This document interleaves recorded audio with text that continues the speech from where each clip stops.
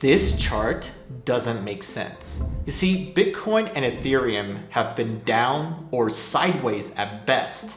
But ZCash, an old dino coin from 2016, just pulled a 10x in the past few weeks. And it did that without an ETF, a big partnership, or anything obvious at all. Just boom, rocket ship.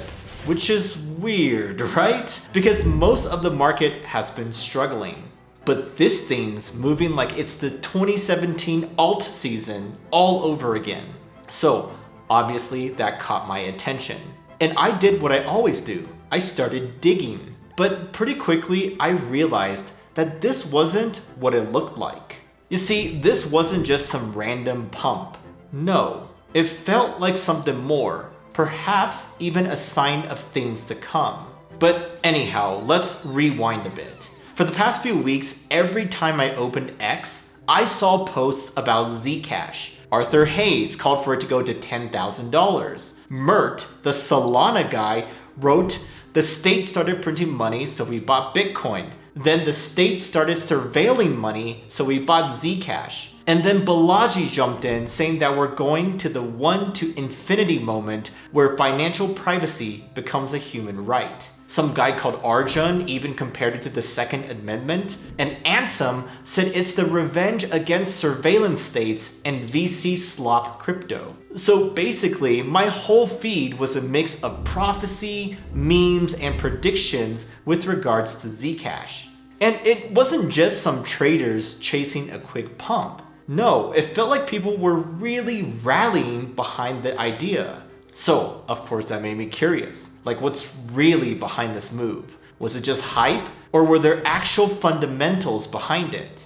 Well, short answer, yes there are. For one, the amount of shielded ZCash, aka the coins sitting privately in encrypted pools, has been climbing super fast. Almost a third of all ZCash is now hidden inside those pools, which basically locks it out of circulation and tightens the supply. And then there's the renewed attention around the Grayscale ZCash Trust, which is a great way for institutions to get involved, by the way. Now on the tech side, the new Zashi wallet finally makes using ZCash easy for normies. And then integrations like Near Intents take it even further, letting people move funds privately between chains without exposing every hop on chain. So if you put it all together, you got a smaller circulating supply, meaningful tech upgrades, and a genuine leap in usability. But even with all that, something still felt missing. Like those were all surface level explanations, and none of them explained the why now. So that really bothered me, because look, it wasn't just ZCash. Monero's up, Railgun's up, Dash is also up. Basically, the entire privacy sector was absolutely rocketing. So when multiple forgotten projects suddenly wake up together, that's not coincidence, my friend. No, there must be something more here. It's like the market's telling us that there's something deeper besides just the price action of any one coin.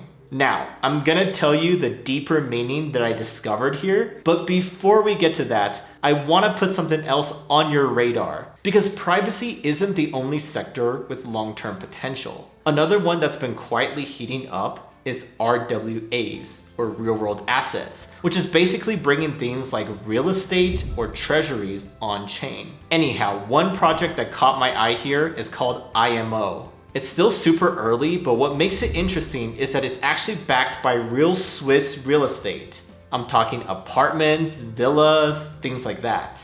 And the cool part is that the income from those properties gets used to buy back and burn their tokens, which basically makes it deflationary. So the more real estate income they generate, the more IMO gets burned, the less supply there is, and the stronger the token becomes over time. In fact, some analysts think that it's got 10x potential if it catches up to the bigger RWA names. But either way, it's still way under the radar right now. They've got a major exchange listing and new property acquisitions on the way. And they'll have even more big news coming this month in November, which will be full of catalysts for them. So point is, if you're interested in emerging narratives beyond just privacy, then RWA is one to consider, and IMO is an up-and-coming one in that sector. Just check them out using my link below. Alright, back to ZCash. And what I was trying to say is that perhaps all those catalysts weren't the real cause of the pump, but rather the spark that lit a bigger fire. Because here's the thing, this whole privacy thing isn't new, right? Even back in the early Bitcoin days, Satoshi himself was talking about it. In one of his forum posts, he said that if zero-knowledge proofs ever became practical, then they'd allow for a quote, much better, easier, more convenient implementation of Bitcoin.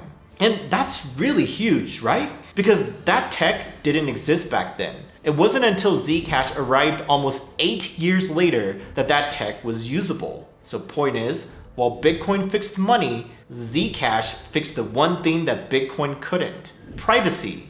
And when people say that Satoshi himself would have liked ZCash, well, I tend to agree. After all, when you take a big step back and look at the world we live in today, that missing piece feels more important than ever before. We got governments introducing CBDCs, which they can control with the click of a button. Then there's new AI systems that pretty much spy on every part of our digital lives. Next, you got governments rolling out digital IDs, social credit scores, VPN bans, and even new tax proposals that tax you on your unrealized gains. So everywhere you look, your financial privacy and freedom is getting attacked. So for the first time in a very long time, people are realizing just how exposed they are. And that's why I don't think the ZCash rally is just hype, because I think it's the market trying to remind us that privacy is not a luxury, but rather the foundation of our freedom.